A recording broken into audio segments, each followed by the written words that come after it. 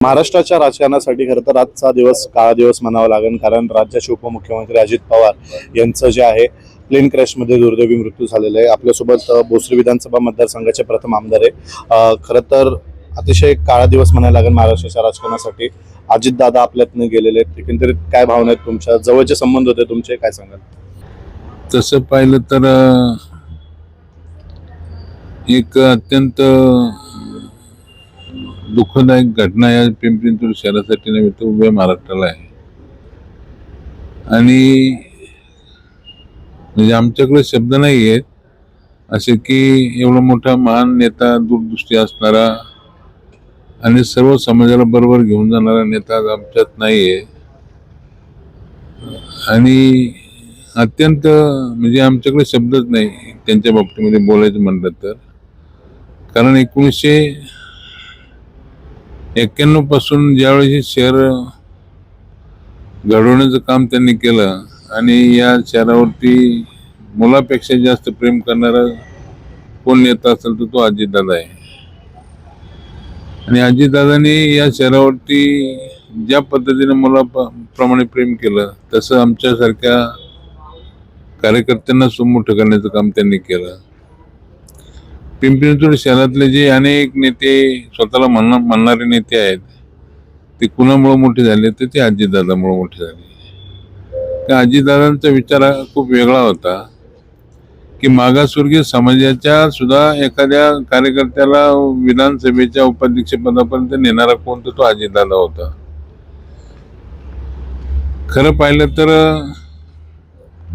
या महापालिकेची निवडणूक झाली आणि या निवडणुकीमध्ये ज्या पद्धतीनं या शहराने प्रेम केलं, परंतु सत्ता आमची आली नाही, त्याच्यातनं सुद्धा ते कधी हारले नाही की त्यातनं त्यांना शिकायला मिळालं. आणि उमेदीनं त्या ठिकाणी आमच्यासारख्या कार्यकर्त्यांना सांगितलं की काही होत नाही, शहर आपल्याबरोबर आहे, नागरिक आपल्याबरोबर आहे, आपण शहरासाठी चांगलं काम केलेलं आहे. आणि ही भावना त्या ठिकाणी त्यांनी आम्हाला बोलून दाखवली.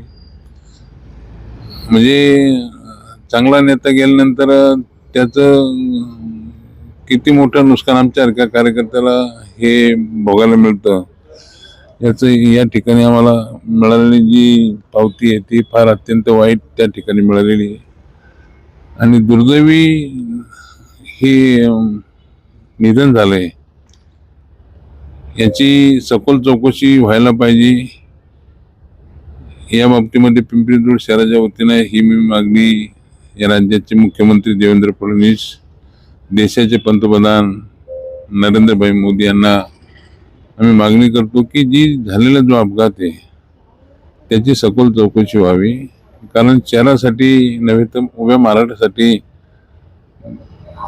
स्पष्टपणे बोलणारा आणि आपल्या विचाराशी ठाम असणारा, वेळ पडली त्यांनी चुलत्याला सुद्धा त्या ठिकाणी बाजूला ठेवलं पण निर्णय क्षमता घेणारा नेता आज आपल्यातनं गेलेला आहे. खरं म्हणजे आमच्या हरक्याला सुद्धा आता मी गेली अनेक वर्ष मी त्यांच्याबरोबर 90 सालापासून आहे. 90 सालापासून मी त्यांना जवळून पाहिलेले आहे. पुणे जिल्हा मध्यवर्ती बँकेच्या निवडणुकीपासून 90ला ज्यावेळेस ते उभे राहिले पुणे जिल्हा मध्यवर्ती सहकारी बँकेचं, तेव्हापासून तर आजपर्यंत मी त्यांच्याबरोबर राहिलो. मी पक्षाची कधी त्यांच्याशी हे नाही केली. पण ह्या शहरातले जे जे नेते झालेले आहेत की ते नेते दादांनी महापौर केलं, चेअरमन केलं, पक्षनेता केलं, स्थायी समिती चेअरमन केलं, अनेकांना आमदार केलं, अनेकांना महापौर पदापर्यंत नेलं. आणि सगळ्यांशी बोलून त्या ठिकाणी चर्चा करणारा, स्पष्टपणे सांगणारा नेता आज आमच्यात नाही आहे. पिंपरी चिंचवड शहराची खूप मोठी अशी हानी झालेली आहे की ती भरून न येणारी. मग उद्योग क्षेत्रामध्ये असेल, गरिबांच्या मध्ये असेल किंवा ह्या भागातल्या अनेक प्रश्नावरती त्यांनी सहजपणे हाताळणं हे दादांचा स्वभाव होता त्या ठिकाणी. आज खरं तर आमच्यासारखी तिथे खूप मोठी हानी झालेली आहे. नेता अनेक येतात, नेते अनेक जातात, पक्ष अनेक त्या ठिकाणी उभे राहत असतात, पण पक्षाला दिशा देणारा आणि सर्वसामान्यांची नाळ ओळखून त्या ठिकाणी काम करणारा आणि लाडक्या बहिणीचं त्या ठिकाणी खऱ्या अर्थानं पुनर्वसन करणारा अर्थमंत्री म्हणून त्या ठिकाणी ज्यांनी घेतलेला हा निर्णय, तो अत्यंत खूप मोठा त्या ठिकाणी निर्णय झालेला आहे. आणि म्हणजे आता शब्द नाही आमच्याकडं, पण भावपूर्ण श्रद्धांजली अर्पण करताना डोळ्यामध्ये पाणी येतं की हा माणूस आज आमच्यातनं गेलेला असं वाटत नाही. पण आमचं दुर्दैव त्या ठिकाणी की पुन्हा त्या ठिकाणी आम्हाला दिसणार नाही. त्यांचे विचार त्या ठिकाणी पुढे घेऊन जाणारे आम्ही कार्यकर्ते आहोत.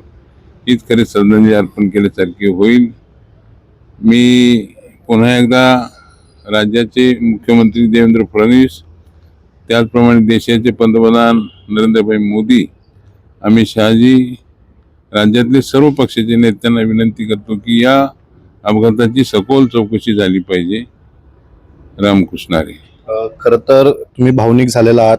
तुमचं आणि अजितदादांचं एक वेगळं नातं होतं. तुमच्यावर खास करून लांडे कुटुंबियांवर एक प्रेम करत होते अजितदादा. आपण पाहतोय अनेकांना या शहरात त्यांनी मोठं केलंय. एकंदरीत कसं पाहताय आज अजितदादा आपल्यामध्ये नाहीये. या पिंपरी चिंचवड शहरावर एक चांगलं वचक होतं दादांचं. या ठिकाणी आपण पाहतोय अनेक कार्यकर्ते जे आहेत दादांसोबत कायम एकनिष्ठ राहिलेले. तुम्ही शेवटपर्यंत दादांबरोबर एकनिष्ठ राहिलात. आज दादा आपल्यामध्ये नाहीयेत. अनेक जण सोडून गेले, पण आमची भावना त्या ठिकाणी त्यांच्या पायाजवळ होती की पवार साहेबांच्या नंतर आमच्याकडे आमच्या वडिलांप्रमाणे कोण होतं तो अजितदादा होता. पवार साहेबांचं वय त्या ठिकाणी, परंतु तरी सुद्धा त्यांचा आशीर्वाद अजितदादांच्या पाठीशी होता, आमच्या हरकतशी होता. पण दादा हे वडिलांप्रमाणे त्या ठिकाणी आम्हाला बरोबर घ्यायचे, बोलायचे, वेळ पडली तर रागवायचे, पण ते चांगल्यासाठी असायचं. आता म्हणजे शब्दच नाही आमच्याकडे की आमच्यासारख्याला तर खूप मोठं त्या ठिकाणी त्यांनी केलेलं आहे. त्यामुळं आमचा शब्द आम्हाला अपुरे पडतात. प्रामाणिक राहिलो म्हणजे आम्हाला त्यांनी शिकवलं की कुठं त्या ठिकाणी जाण्यापेक्षा मी ते तुमच्यासाठी खंबीर आहे असं सांगणारा नेता परत आम्हाला मिळेल का नाही ही शंका त्या ठिकाणी माझ्यासारख्याला तरी वाटते. माझ्याकडे शब्दच नाही बोलण्यासाठी. निश्चित आपण पाहतोय भोसरी विधानसभा मतदारसंघाचे प्रथम आमदार विलास लांडे आपल्यासोबत होते. खरं तर या क्षणी ते भावनिक झालेले आहेत आणि त्यांनी जो काही विमान अपघात झालाय त्याची सखोल चौकशी व्हावी यासाठी मुख्यमंत्री असेल, देशाचे पंतप्रधान असेल यांच्याकडे त्यांनी मागणी केलेली. व्हिडिओ जर्नलिस्ट भानदास शिवराज, प्रसन्न तरडे, आपला आवाज पिंपरी चिंचवड.